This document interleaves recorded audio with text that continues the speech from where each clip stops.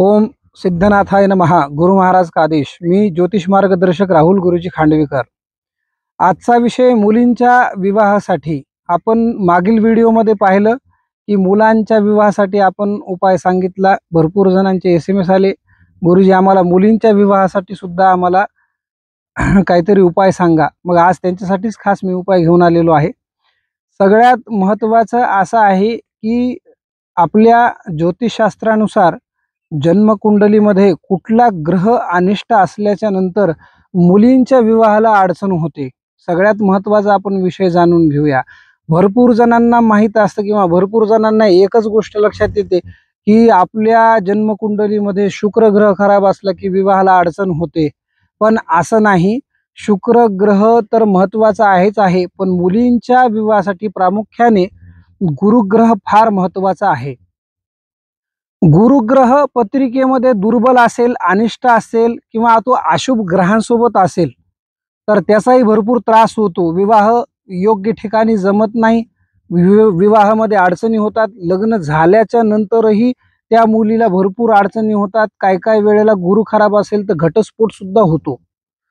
मग सगळ्यात महत्त्वाचं प्रामुख्याने गुरुग्रह उच्च राशींमध्ये किंवा उच्च असेल तर विवाह फार लवकर होतो, संततीलाही त्रास होत नाही आणि योग्य मनासारखे आपल्याला ठिकाणं प्राप्त होतात. पण बऱ्याच वेळेला गुरुग्रह चांगला असला आणि शुक्र ग्रह चांगला असला तरी विवाहाला अडचण होते. तर बाकीच्या ग्रहांचा सुद्धा कुंडलीत भरपूर वेळेला विचार करावा लागतो. मग आपण आज हा जो विषय आज आणलेला आहे की सगळ्या मुली भरपूर शिकलेल्या आहेत, भरपूर पॅकेजेस आहेत, पण मुलगा जो आहे तो मनासारखं ठिकाण मिळत नाही. मग आपल्या तोडीस-तोड मुलगा मिळाला पाहिजे ही भरपूर जणांची मागणी असते, इच्छा असते.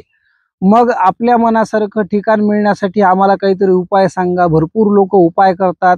काल सर्पशांती म्हणा, पितृदोषाची पूजा म्हणा, नवग्रहांची पूजा म्हणा, अन्यथा अजून कुठल्याही पूजा म्हणा. आपण पूजा करतो, पण केल्याच्या नंतरही आपल्याला त्याची काही रिझल्ट आपल्याला मिळत नाहीत. मग आपल्याला ते उपाय न करता आपल्याला योग्य ठिकाण मिळण्यासाठी आणि आपला योग्य जागी विवाह होण्यासाठी आज मी तुमच्यासाठी खास नवनाथांनी सांगितलेला उपाय मी आज तुमच्या समोर घेऊन आलेलो आहे. सगळ्यात महत्त्वाचं आज मी तुम्हाला उपाय आतापर्यंत सगळ्यांना सांगतच येतोय. मग उपाय तुम्ही करताय त्याच्यातून काही जणांना रिझल्ट मिळतो, पण एक लक्षात घ्या, आपल्या कुलदेवतेची उपासना सुद्धा फार महत्त्वाची आहे. आपली कुलदेवतेची उपासना व्यवस्थित होते का?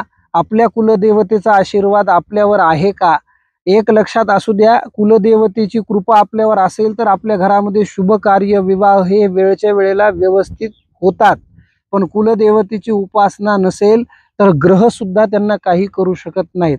पण सगळ्यात आधी महत्त्वाचं तुम्ही त्याच्यावर काळजी करा आणि त्याच्यावर विचार करा की आपल्या कुलदेवतेची उपासना होत आहे का.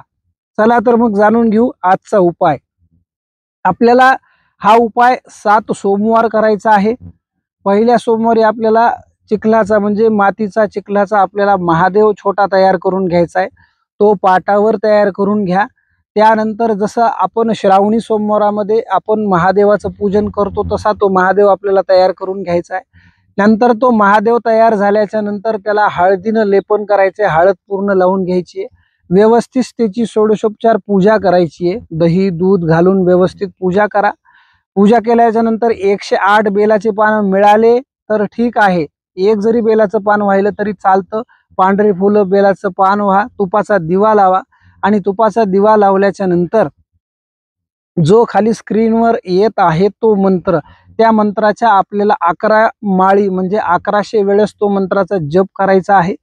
तो जप झाल्याच्या नंतर आपल्याला दही भाताचा नैवेद्य महादेवाला दाखवायचा आहे. दही भाताचा नैवेद्य झाल्याच्या नंतर कापूर आरती किंवा आरती करून घ्या. त्यानंतरच आपण भोजन प्रसाद घ्यायचा आहे, म्हणजे तोपर्यंत आपल्याला उपास करायचा आहे. ही पूजा आपल्याला प्रदोष काळीच करायची आहे, सकाळी पूजा करायची नाहीये. पूजा ही फक्त मुलींनीच करायची आहे. मुलींच्या वरचं दुसऱ्यांनी कोणीही उपासना करून जमणार नाही. मुलींनीच ही उपासना करा. आणि ह्याच्यामध्ये प्रामुख्याने नियम असे पाळा की सगळ्यात महत्त्वाचं आपल्याला नॉनव्हेज हे प्रकार असे काही खायला जमणार नाहीत. 7 सोमवारपर्यंत आपल्याला हे एक निष्ठेने करायचे आहेत. त्याच्यामध्ये आपल्याला मासिक पाळी जर आली तर आपला तिथं हा उपाय थांबवायचा आहे. मासिक पाळी झाल्याच्या नंतर पहिला येईल तो सोमवार आपल्याला पहिलेही सोमवार आणि हे सोमवार आपल्याला कंटिन्यू करायचे आहेत. ही उपासना 7 सोमवार करा. अधिक माहितीसाठी संपर्क करा. धन्यवाद.